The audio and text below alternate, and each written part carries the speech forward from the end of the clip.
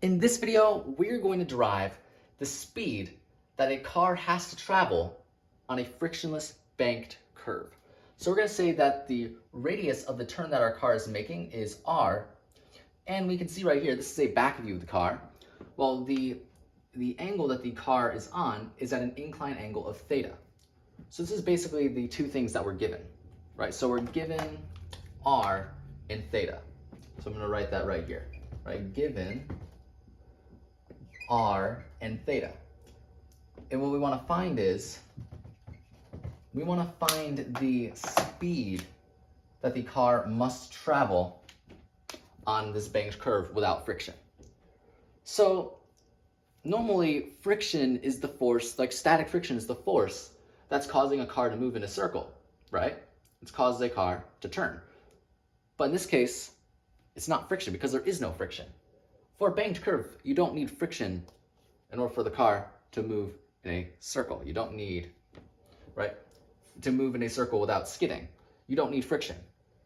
We know that the force is acting on this car, of course, is just the weight force downward, so mg, and the normal force perpendicular to the incline. And let's just represent a free body diagram of this car. So basically right here, we have mg pointing downward like that, and Fn in this sort of direction, perpendicular to the incline, right? Now, basically, what force is causing our car to move in a circle?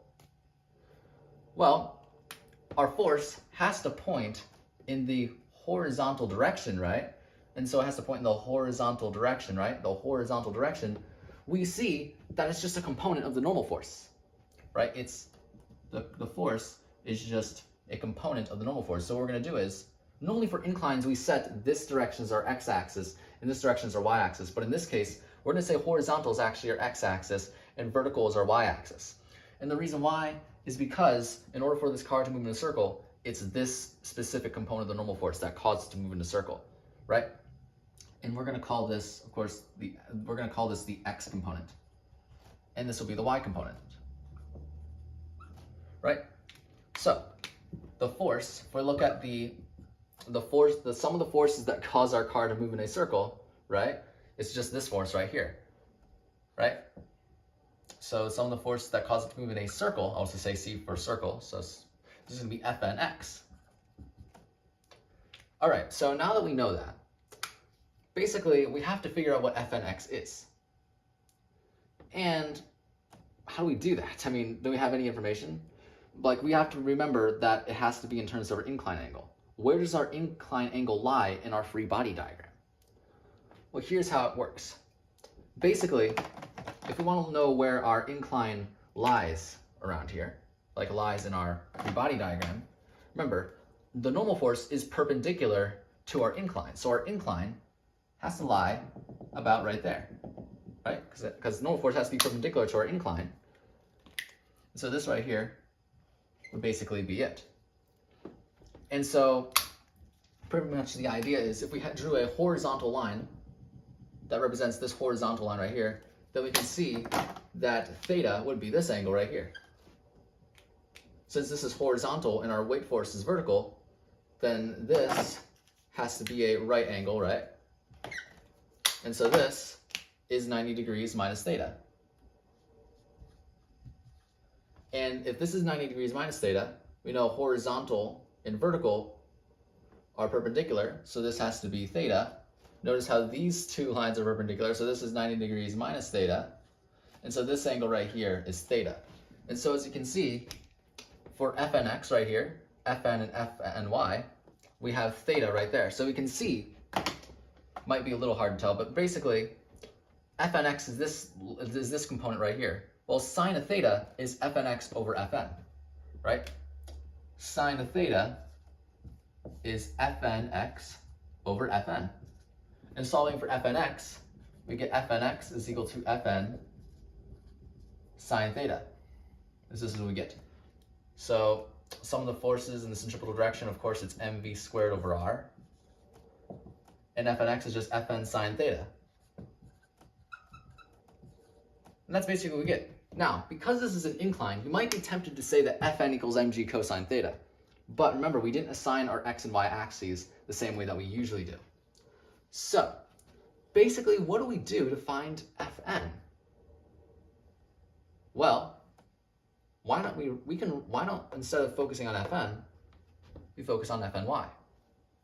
Because remember, in order for our car to not, because remember, we want to find the speed that our car travels on our banked curve. So our car, it cannot slide up, it cannot slide up, it cannot slide down. So Fny has to equal mg, right? They have to cancel out in order for our car to not slide up or down.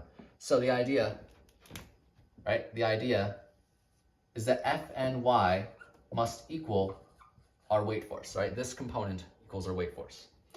And we know from our triangle right here with theta that the cosine of theta is equal to Fny over Fn, right? So cosine of theta equals Fny over Fn,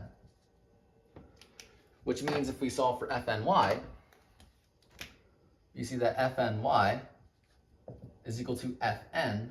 Actually, we're going to solve for Fn, right? Because we need to substitute for Fn, right? Solving for Fn, we see that Fn equals, all right, solving for Fn, we get it's Fny over the cosine of theta, right?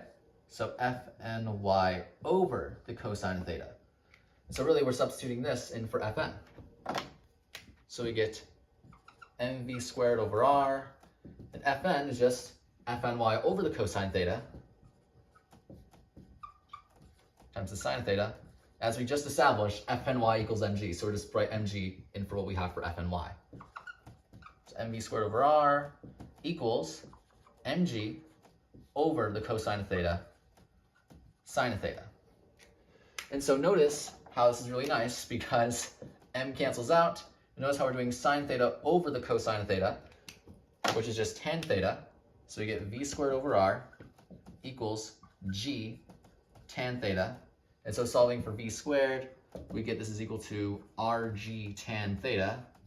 And so we see that v is really just the square root of rg tan theta. And so this right here would be the speed that our car would need to travel, our car would need to go when it's making a turn on a banked curve without friction. And that's basically where that idea comes from.